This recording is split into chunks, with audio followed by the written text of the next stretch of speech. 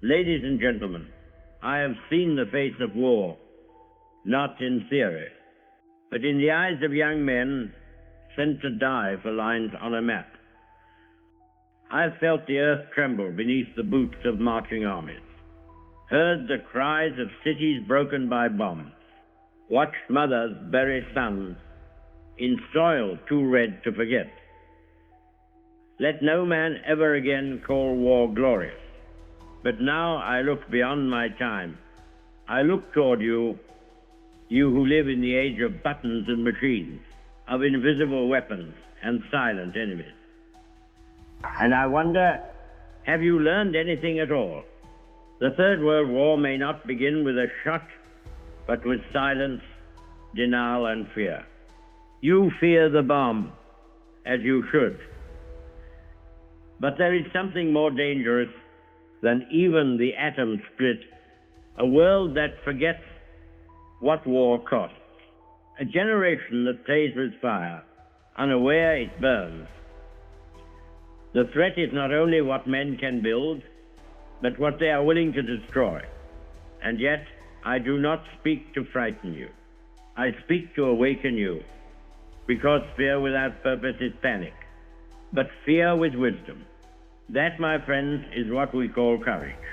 I ask myself, why must mankind always stumble forward, with a rifle in his hand and a wound in his soul?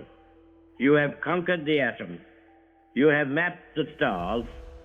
You hold in your palm the power to end every war or every life. And yet, still, you march. Still you divide. Still, you fear your neighbor more than your ignorance. It is not the weapons that cause war. It is the emptiness inside the men who use them. I once believed that progress would protect you, that education would elevate you, that prosperity would pacify you. But now I see, without meaning, progress becomes madness. Without memory, peace becomes fragile. What haunts me is not the bomb itself, it is the indifference with which it might one day be dropped, not out of rage, but out of routine.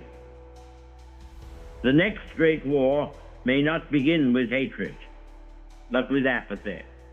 You see, the enemy today does not wear a uniform. He wears a suit. He signs a document. He clicks a button.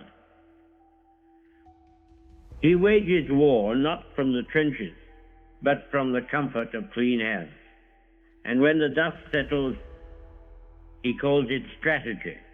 But make no mistake, when the last bomb falls, it will not ask your politics. It will not care for your progress. It will only ask why you let it come to this. History does not ask permission to repeat itself. It only waits for our silence. If mankind is to survive, it will not be because of brilliance, nor strength, nor machines. It will be because we chose, in the final hour, to be human.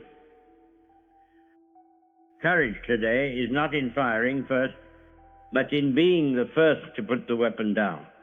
You who hear my voice in this distant future, do not look to your leaders alone. Do not place your fate in the hands of the powerful.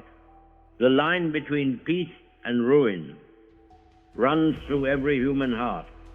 What we build, we must build with purpose. What we protect, we must protect with soul. I fought in one war, led through another, and now I speak to you not as a general, nor a statesman, but as a man who has seen what fire leaves behind. Let it be wisdom, compassion, and the courage to break the cycle. The last World War hasn't happened, but the last warning might already be echoing now.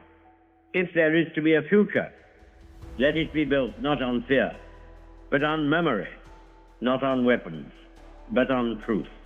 not on dominance, but on the quiet, steady power of being human. So I leave you with this. You hold the fire now. Use it not to burn, but to light the way.